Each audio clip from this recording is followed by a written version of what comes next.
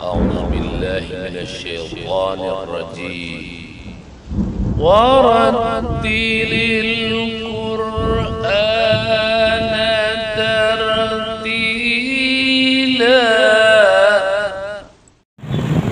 Bismillahirrahmanirrahim. Assalamualaikum warahmatullahi wabarakatuh. Alhamdulillahirabbil alamin. Wassalatu wassalamu ala Rasulillah Muhammad bin Abdillah wa ala alihi wa sahbihi wasallam. Amma ba'du. Ikhwani fillah, a'azani wa iyyakum. A'azani Allah wa iyyakum. Kita sering menemukan bahwa ada kaum muslimin yang lalai dalam adab ketika melakukan sholat, baik mengenai pakaian yang dikenakan ataupun saat mengerjakan sholatnya. Sebagaimana firman Allah di surah Al-A'raf ayat 31, ya bani Adam, a'udzubillahi minasyaitonir rajim, ya bani Adam khuzu zinatakum inda kulli masjid wa kulu washrabu wa la tusrifu innahu la yuhibbul musrifin. Yang artinya yaitu, hai anak Adam, pakailah pakaianmu yang indah di setiap ketika memasuki masjid atau tempat sholat, ya. Makan dan minumlah, dan janganlah berlebih-lebihan. Sesungguhnya Allah tidak menyukai orang yang berlebih-lebihan. Salah satu yang seringkali diabaikan saat sholat adalah memakai pakaian. Terkadang saat sholat itu orang hanya memakai kaos oblong dengan sarung seadanya, atau memakai kaos bola dengan memakai nomor punggung tertentu dan dibumbui nama-nama pemain. Bila baju itu memang tidak ada lagi, ia hanya punya itu saja, itu tidaklah mengapa. Namun bila ia memiliki baju yang banyak dan bagus-bagus tapi tidak dikenakan saat sholat, ini yang menjadi persoalan tersendiri. Memakai pakaian bagus atau pakaian yang dikenakan saat sholat adalah pakaian yang bagus dan menutup aurat. Baju bagus itu tidak berarti baru, ya, tapi baju yang baik, bersih dari najis, menutup aurat, dan masih layak untuk dikenakan. Karena menutup aurat merupakan salah satu syarat sah salat, teman-teman.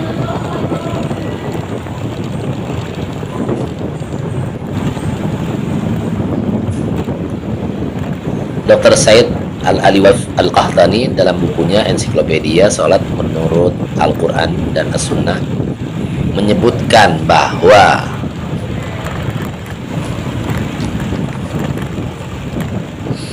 ulama telah sepakat untuk membatalkan sholat orang yang telanjang sedang ia mampu menutupi auratnya. Batas aurat laki-laki itu dari pusar sampai lutut, kita tahu semua itu, ya.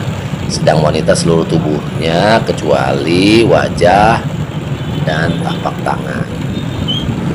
Ibnu Katsir menjelaskan tentang batas menutup aurat sebagai bantahan terhadap kaum musyrikin berkenaan dengan perbuatan yang selalu mereka kerjakan. Dahulu mereka tawaf di Baitullah dalam keadaan telanjang, baik laki-laki maupun wanita. Kaum laki-laki melakukannya pada saat siang hari, kaum wanita pada malam hari. Kemudian Allah berfirman dalam surah Al-A'raf ayat 31,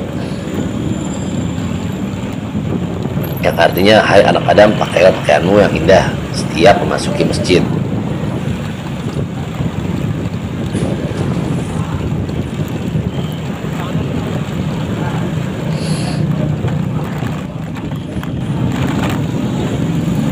Ketika kita akan melakukan sholat, diperintahkan agar memakai pakaian yang bagus setiap memasuki masjid, ya. Syekh Abdul Rahman bin Nasir As-Sa'di menegaskan bahwa yang dimaksud dengan az-zina dalam ayat di atas adalah pakaian yang bersih dan baik. Maka tutuplah auratmu pada waktu sholat, baik yang wajib maupun yang sunnah, karena menutupnya adalah perhiasan bagi tubuh, sebagaimana membukanya berarti membiarkan tubuh dalam keadaan buruk dan tidak pantas.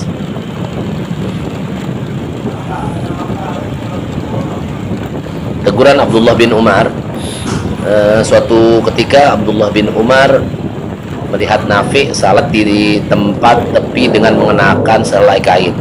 Lalu Ibnu Umar menegurnya, bukankah aku telah memberimu 2 helai pakaian? Nafi menjawab, iya. Lalu Ibnu Umar berkata, apakah engkau juga ketika ke pasar mengenakan 1 kain? Nafi menjawab, tidak. Maka Abdullah bin Umar berkata, Allah lebih berhak bagimu untuk berhias kepadanya. Dengan demikian, maka seorang yang melakukan sholat hendaknya tidak mengenakan baju tidur atau pakaian yang tidak pantas atau layak.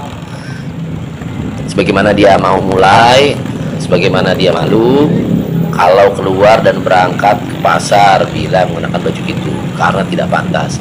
Begitu juga memakai baju jelek asal-asalan, kaos oblong, atau memakai pakaian seadanya ya saat melakukan sholat. Salat wasiat terakhir Nabi Shallallahu Alaihi Wasallam, bahwa salat adalah tiang agama, kata Nabi.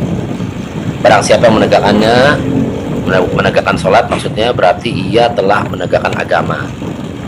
Barang siapa yang meninggalkannya, maka dia telah menghancurkan agama. 5 kali sehari semalam seorang muslim menjalin hubungannya yang kuat dan ikatan yang kokoh dengan Rabb-nya Allah Subhanahu wa taala. Ia bermunajat kepada penciptanya, mengharap pertolongan, rahmat dan karunia-Nya. Ia berdiri ruku sujud di hadapannya bersama seluruh alam ciptaannya. Seorang hamba muslim beribadah dan berzikir kepada Allah Subhanahu wa taala azza wa jalla. Sebagaimana firman-Nya yang artinya, langit yang 7, bumi dan semua yang ada di dalamnya bertasbih kepada Allah, dan tidak ada satupun melainkan bertasbih dan memujinya. Tapi kamu sekalian tidak mengerti tasbih mereka. Sesungguhnya ia adalah maha penyantun lagi maha pengampun. Surah Al-Isra ayat 44. Salat merupakan wasiat terakhir Rasulullah SAW pada umatnya. Di saat beliau akan wafat, sebagaimana disampaikan oleh sahabat Anas bin Malik radhiyallahu an, dan salat merupakan amal seorang hamba yang pertama kali dihisab. Jika salatnya baik, maka ia akan beruntung dan selamat. Jika salatnya rusak, maka ia kecewa dan merugi. Wa iya'udzubillah. Setidaknya ada 10 adab yang disebutkan ulama dalam melakukan salat. Pertama, mengharap Allah dengan penuh keinginan dan kecintaan, penuh perhatian dan semangat, serta rindu untuk bermunajat kepada Allah. Yang kedua, penampilan yang baik sebelum melakukan sholat dengan memilih pakaian yang bagus dan bersih, memakai wangi-wangian dan bersiwak. Yang ketiga, lakukan sesuatu yang mendesak seperti makan sebelum sholat, agar selama sholat hati kita tidak disibukkan dengan selain Allah. Nabi Shallallahu Alaihi Wasallam bersabda, janganlah salah seorang dari kalian melakukan sholat sedangkan di hadapannya kalian ada makanan, dan jangan pula ia sholat sedang ia menahan buang air besar atau buang air kecil. Hadis riwayat Ibnu Hibban. Adab yang keempat, ketika mendatangi sholat berjamaah, berjalanlah dengan tenang, tidak berlari-lari, tidak terburu-buru sehingga nafas tersengal-sengal atau ngos-ngosan atau membuat keributan yang membuat orang lain atau jamaah lain terganggu. Yang kelima, memasuki sholat dengan menghadap hati kepada Allah Subhanahu wa taala dan dengan anggota badan yang tenang, rendah hati dan khusyuk, dengan penuh rasa hina diri, ketunduhan dan rasa takut akan kebesaran Allah. Adab yang keenam, tidak menoleh ke muka, tertawa atau mempermainkan pakaian dengan tangan sehingga sholat, maksudnya ketika sholat tertawa atau mempermainkan pakaian dengan tangan ketika sholat. Nabi Shallallahu Alaihi Wasallam bersabda, ia merupakan pencurian yang dilakukan oleh syaitan dari sholat seorang hamba. Hadis riwayat Bukhari. Ketujuh, hendaknya memandang tempat sujud dan menghindari pandangan mata ke langit atau ke atas.